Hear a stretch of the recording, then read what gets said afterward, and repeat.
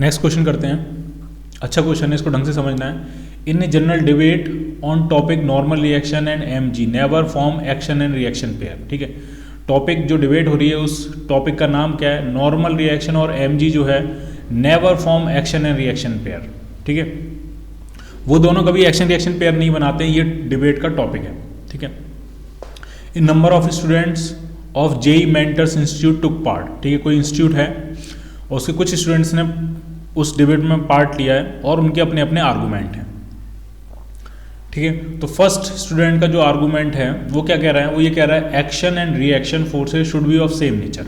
ठीक, कह रहा है कि एक्शन और रिएक्शन जो पेयर होते हैं वो सेम नेचर के होते हैं, यानी ग्रेविटेशनल फोर्स का रिएक्शन पार्ट ग्रेविटेशनल फोर्स होगा, इलेक्ट्रोमैग्नेटिक फोर्स का रिएक्शन पार्ट इलेक्ट्रोमैग्नेटिक फोर्स ही होगा। ठीक है, इसीलिए जो नॉर्मल रिएक्शन है वो तो इलेक्ट्रोमैग्नेटिक फोर्स है, जबकि mg जो है वो ग्रेविटेशनल फोर्स है। दोनों का नेचर अलग अलग हो गया, इसलिए mg और नॉर्मल रिएक्शन का भी एक्शन रिएक्शन पेयर नहीं बना सकते।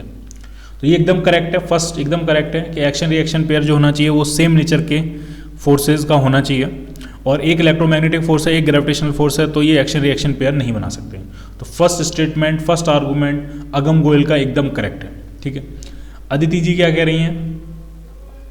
Action reaction forces act on two different bodies. ठीक है, कि एक्शन रिएक्शन जो फोर्सेज होते हैं वो दो डिफरेंट ऑब्जेक्ट पे लगते हैं। अगर ए ने बी पे लगाया है एक्शन, तो बी ने ए पे जो लगाया होगा उसको हम रिएक्शन कह देंगे। ठीक है, तो एक फोर्स ए ने बी पे लगाया है यानी बी पे लग रहा है, और दूसरा फोर्स बी ने ए पे लगाया है यानी ए पे लग रहा है। तो एक्शन रिएक्शन जो फोर्सेज होते हैं वो हमेशा दो डिफरेंट ऑब्जेक्ट्स पे लगते हैं।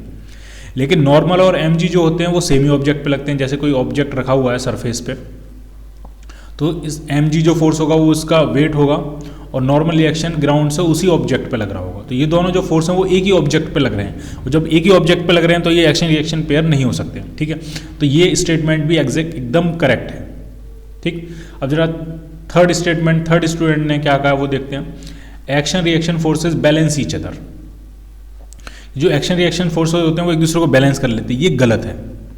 क्योंकि बैलेंस करने के लिए दोनों फोर्सेस दो इक्वल एंड अपोजिट फोर्स एक ही ऑब्जेक्ट पे लगनी चाहिए, तभी बैलेंस होगा। ठीक है, एक ही ऑब्जेक्ट पे लगेंगे तभी वो एक दूसरे को बैलेंस करेंगे।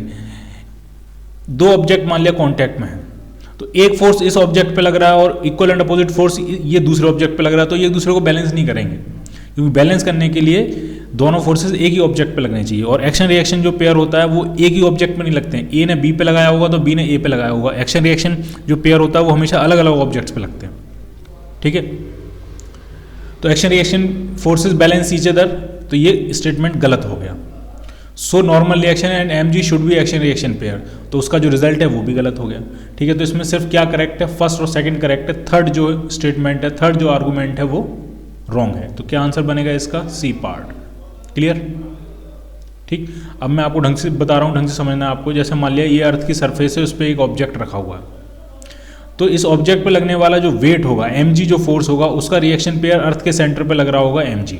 ठीक, और इस ऑब्जेक्ट पे लगने वाला जो नॉर्मल रिएक्शन होगा उसका रिएक्शन पार्ट उसका पेयर जो होगा वो अर्थ की सरफेस पे लग रहा होगा नॉर्मल रिएक्शन की फॉर्म में। ठीक, तो ये mg और ये mg एक्शन रिएक्शन पेयर बनाएंगे, और ये नॉर्मल रिएक्शन और ये normal reaction action reaction pair बनाएंगे। क्लियर?